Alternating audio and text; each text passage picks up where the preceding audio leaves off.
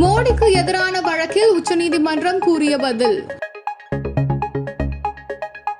மனித தலையீடு இல்லாத இயந்திரம் சரியான முடிவுகளை கொடுக்கும். விவிபாட் ஒப்புகை சீட்டை எண்ணுவது சாத்தியமற்றது என உச்சநீதிமன்ற நீதிபதிகள் கருத்து தெரிவித்து வழக்கு விசாரணையை நாளைக்கு ஒத்திவைத்திருக்காங்க.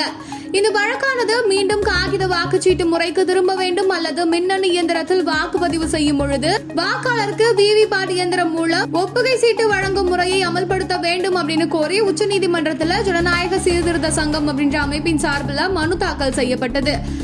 நீதிபதிகள் சஞ்சீவ் கண்ணா, தீபாங்கர் தத்தா அமர்வில் இருந்த மனு நேற்று விசாரணைக்கு வந்துச்சு. அப்பொழுது மனுதாரர்கள் தரப்பு வழக்கறிஞர் பிரசாந்த் பூஷன் பல ஐரோப்பிய நாடுகள் மின்னணு இயந்திர வாக்குப்பதிவு முறையில இருந்து மறுபடியும் காகித வாக்குச்சீட்டு முறைக்கே மாறி இருக்காங்க. ஜெர்மனியில காகித வாக்குச்சீட்டு முறைதான் பின்பற்றப்படுகிறது.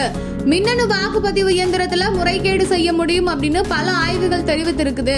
அதனால இந்தியாவும் மறுபடியும் காகித வாக்குச்சீட்டு முறைக்கு திரும்பலாம். இல்லனா விவிபாட் இயந்திரம் வழங்கும் ஒப்புகை சீட்டுகளை வாக்காளருக்கு வழங்கி அதை ஒரு வாக்கு பெட்டியில் போட செய்யலாம். இந்த விவிபாட் சீட்டுகள் அனைத்தும் எண்ணப்பட வேண்டும். தற்போது ஒரு சட்டப்பேரவை தொகுதிக்கு 5 விவிபாட் இயந்திரங்கள் மட்டுமே எண்ணப்படுகிறது. இது வெறும் 5% தான் யாருக்கு வாக்களித்தோம் என்ற விவரம் தற்போது உள்ள விவிபாட் இயந்திரங்கள்ல 7 வினாடிகள் மட்டுமே ஒளிர்கிறது. இது முறைகேட்டுக்கு வழிவகுக்கலாம் அப்படின்னு வாதிட்டு இருக்காரு. நாம் யாருக்கு வாக்களித்தோம் என்பது வாக்காளர்களுக்கு உறுதிபட தெரிய வேண்டும். வாக்காளர்களுக்கு அந்த நம்பிக்கையை ஏற்படுத்த வேண்டும். அதுதான் முக்கியம் அப்படின்னு மேலும் வழக்கறிஞர்கள் வாதிட்டு இருக்காங்க.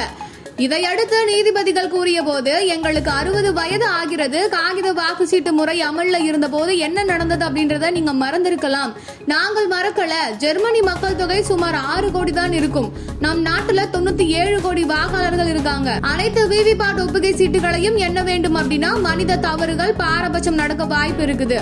அவ்வாறு எண்ணுவது சாத்தியமற்றது. மனித தலையீடு இல்லாத இயந்திரம் சரியான முடிவுகளை கொடுக்கும் அப்படின்னு தெரிவித்து வழக்கை நாளைக்கு ஒத்தி வைத்திருக்காங்க.